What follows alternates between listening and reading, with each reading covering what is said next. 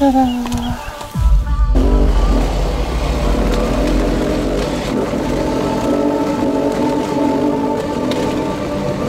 Back in the foothills of the Canadian Rockies to scout suitable tracks and set up some obstacles for a training session this weekend.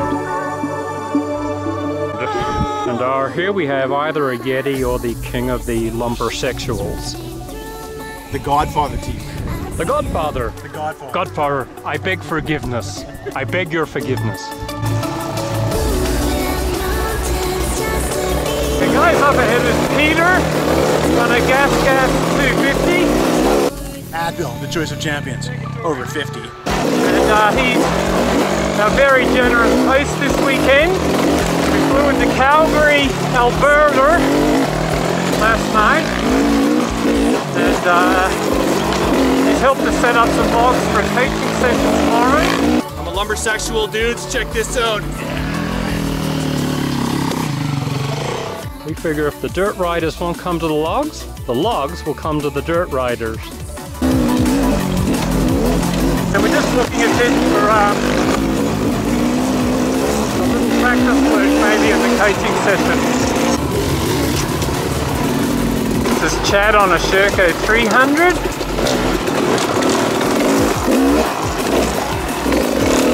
Yeah, so Chad and Peter are part of the Rocky Mountain Dirt Riders Association, something like that. And as always, the Canadians really get motivated and put themselves into clubs, something we Australians tend to be a bit too apathetic about, as a rule.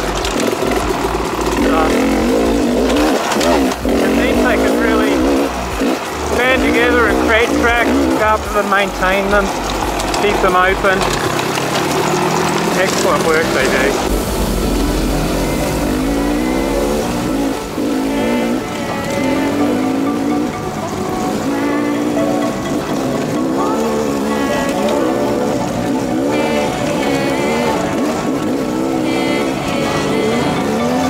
As always, these Canadians are extremely hospitable and helpful.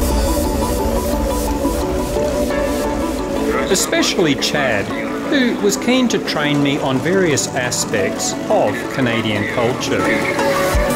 Guys, lots of Canadian men eat dicks, and here today Chad is going to show us how. First, remove dick from bag. Find a nice juicy one. Place dick in mouth and suck. And don't forget to swallow.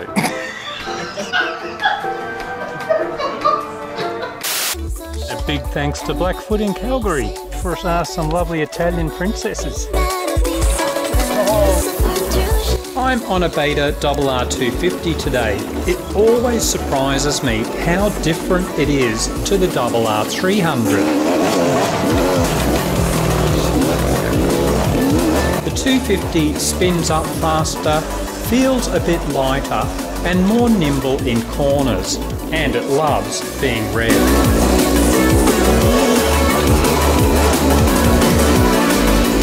I'm used to lugging around with the grunt of the bigger 300, so it always takes a while to get used to revving the bike more.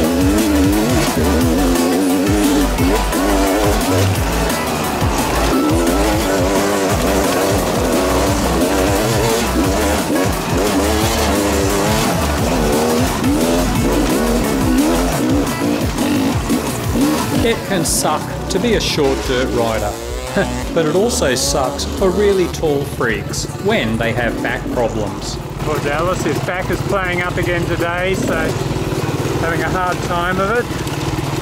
Tall freak of nature that he is. After the flatlands of Ontario, all these hills are great fun.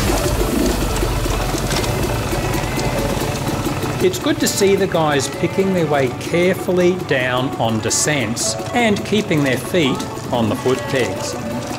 Their body positioning is good too. Less experienced riders often move so far back on the bike their arms are too straight and you can't steer the bike properly. It's important to bend your legs and get your centre of gravity lower. which will naturally push your ass more to the rear of the bike. We also keep one finger on the clutch and front brake levers constantly. You'll get a better grip on the bars. You can pull the clutch in if there's any danger of locking the rear wheel up on descents, and one finger on the front brake gives you plenty of feel.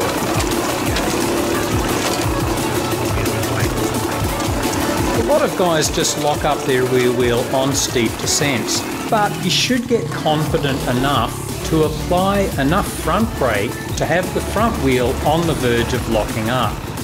On very steep descents, being able to balance at a standstill is a very handy skill too, giving you time to pick your next line without having to put a foot on the ground. Of course, if you don't feel comfortable standing, then sit on the seat and paddle with your legs. The confidence and sense of balance for doing steep descents while standing on the bike can take a long time to develop. A huge thanks to Pete and Chad for their hospitality and showing us around their local tracks, and also to Blackfoot Direct for the beta loan bikes. We hope to catch you guys again next year.